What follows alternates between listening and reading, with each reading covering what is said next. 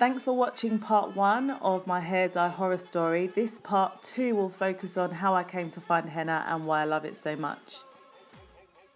I came across henna, which changed the game for me.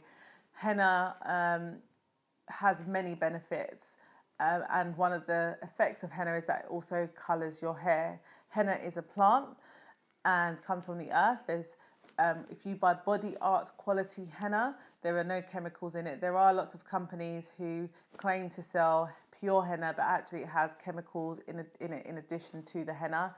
So you need to buy body art quality henna. I have linked where I get my henna from in the previous video, and I'll include the link again down below for where I get my henna from. And so as an alternative to hair dye, and also just to help the health of my hair overall, I started using henna. Initially I used new pure henna, which was really good. It's also got other herbs in there like amla, which is strengthening for your hair. But what I experienced from henna, because I have grey hair, is that where it colours my grey hair, it would turn it a coppery orange, like sometimes if I was lucky a red colour, but most of the time it's more orangey. On the strands of my hair that's darker, like the black hair that I have, you can't really see the henna unless I'm in the light, and it would give it a red tinge, which I didn't mind at all. But because I needed to cover the grey, the effect that it would have on the grey hair in terms of the colouring wasn't really what I was after. However, henna as a strengthening treatment is amazing. It really does strengthen your hair and fortify it.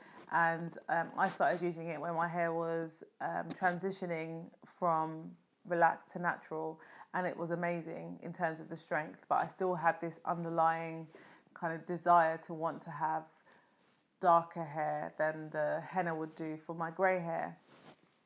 So further research led me to find a plant called indigo. Indigo is much like henna because it's a plant, and if you buy it in its purest powdered form, it doesn't contain any additional chemicals. It's very unlikely that you would have a reaction. So the henna makes your hair this coppery reddy colour. The indigo is a very, very dark blue to black colour. The combination of those two colours makes your hair appear a very dark brown to black. It doesn't lift the colour of your already black hair.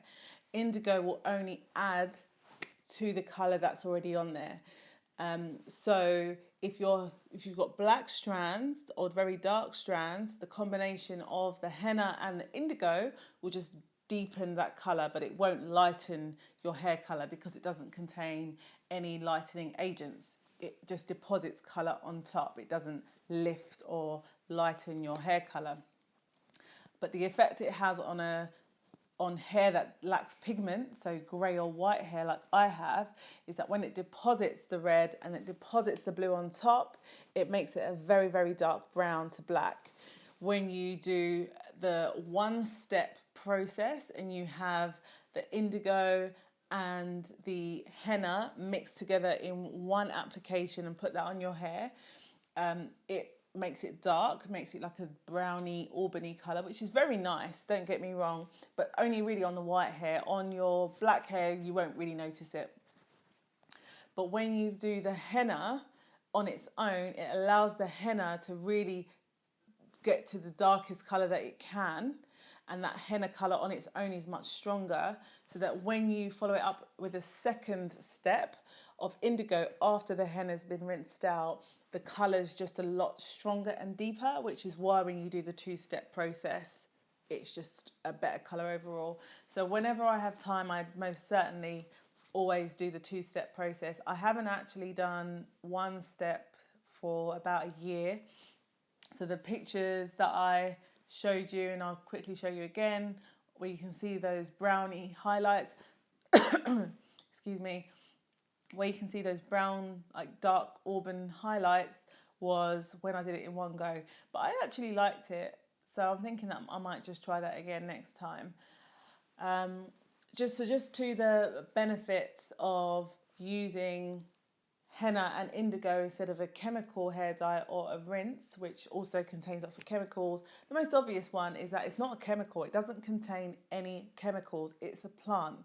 And so, you know, just think about all the toxins that are in the air, in the creams and things that we apply to our body. I think as much as possible, if we can get the same effect from something without the harmful chemicals, then it's a no-brainer just to use the stuff without the chemicals. So that in itself is a reason not to use hair dye, traditional hair dye. Even if you don't have an allergy, like why would you put chemicals on and in your body if you don't have to? So that reason alone is a reason to use it. And a huge benefit, I think that is the biggest benefit. The benefit number two, again, another obvious one based on my particular set of circumstances and my affliction, is that you won't have an allergy to it. So let me just say right now that it's possible for you to have an allergic reaction to anything in this earth, including sunlight. So I'm saying that it's unlikely that you'll have a reaction, but it's possible to have a reaction to anything. So if you do try this out and you haven't used it before, then definitely I would encourage you to just dampen your finger and dip it into the henna and rub it on your wrist or behind your ear. And if you don't have a reaction after like 48 hours, then you're probably good to go. But for the sake of just checking and avoiding a situation where you have to go to A&E and have intravenous antihistamines and embarrass yourself like I did, just try it, please. Just please try it. Benefit number three is that henna itself is actually really strengthening for your hair. Henna actually will, if your hair shaft has any like damage to it, the henna almost acts as a cement, and it fills in that gap where that kink is in your hair's armor and adds strength to it. So most people that use henna don't even use it for the benefit, for the hair color benefits. They use it for its strengthening properties.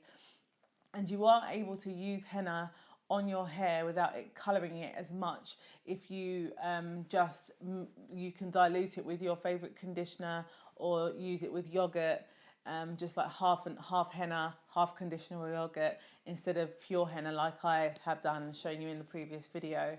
That way you get the benefits of the hair colouring, that way you get the benefits of the strengthening properties, which kind of feels like a protein treatment, but you don't have the colour payoff. I wouldn't recommend that for anyone who's got very light coloured hair. If your hair's dark, like a very dark brown to black, then that should be fine and you shouldn't really see the reddish tones. If you have very light hair, so I would say anything above like a medium brown and up to blonde, there is an alternative herb that you can use called Cassia obviata. So cassia is a plant very similar to henna. It just doesn't have the colour in it that henna does, and it doesn't deposit any colour in your hair. So if you have blonde or light brown hair, try cassia instead. But just make sure that it's body art quality and 100% pure, because you don't want to have anything in it with chemicals in it, because that defeats the whole object. So overall, using henna and indigo, whether you use the indigo or you just use the henna on its own, has some really nourishing and strengthening properties. My hair looks really good in terms of its health, and I can't help but think that if I was using hair dye, given the rate of my hair growth, I would have to probably use hair dye once a month. My hair would be much drier and it would affect my curl pattern. So even though the way I came to use henna and indigo probably wasn't ideal, because I realised I had a hair dye allergy and all that stuff, actually it's worked out for the best that I don't use those products, because had I not had the allergy, it may not have led me to discover henna, which I love so much now, and generally just Ayurvedic herbs generally, because I think it just opened me up to a whole new range of products and herbal remedies that I wasn't aware of. The downside to using henna is just that it's so time consuming. You have to leave the henna to soak. Without letting it soak for a good few hours, at least 4 hours, you're not going to get the benefits of it. So it isn't as quick as just buying a box dye, shaking up the stuff in the bottle and applying it onto your scalp. If you watched my last vlog, you would know that I have a huge amount of grey hair. Like, it is so ridiculous. So my last video was about how I henna and indigo my hair. I tend to use a two-step process because I like to get my hair as much black coverage as possible. When I'm feeling really lazy, I'll use, oh, it's not even lazy to be honest, because it still takes hours. So when I don't have as much time, I will just use the one-step process where I mix the henna and indigo together and then apply it in one go rather than doing the henna first, rinsing that out and then following that up with the indigo. The benefit of doing it with just the henna and indigo mixed into one process is because it saves time, although it still takes a few hours. The downside of doing it that way is that I don't get as much depth to the colour, it's not as black. What you can see right now is the result of two steps. So my hair is pretty black.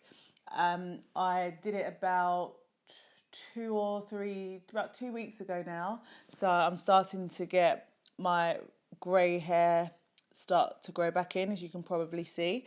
But because my hair is very curly, very kinky, the kinks tend to kind of mean that my scalp and the lowest bottom part of my roots don't show, so you can't actually really see it unless you get really close up. But I don't really mind it too much. It is what it is. That's how my hair grows, so I've learned to accept it. And my beauty lady told me the other day that she saw one in my eyebrow, and I don't even know what I'm going to do about that because I'm just going to have to use pencil. I use pencil anyway on my brows and brow powder, but I can't be hennaing and indigo in my eyebrow. Like, who's got time for that? I have rambled on for long enough. I have taken up enough of your time. Thanks for bearing with me to the end. And I always think I'm not going to talk a lot, and then I like film like an hour-long video and I have to cut loads out. But yeah, I missed you guys. Leave me some messages. Give me a thumbs up. Don't forget to subscribe and follow me on Instagram. Don't forget, follow me on Instagram. It's the same name as my YouTube name, which is Dioness. Thank you. Bye.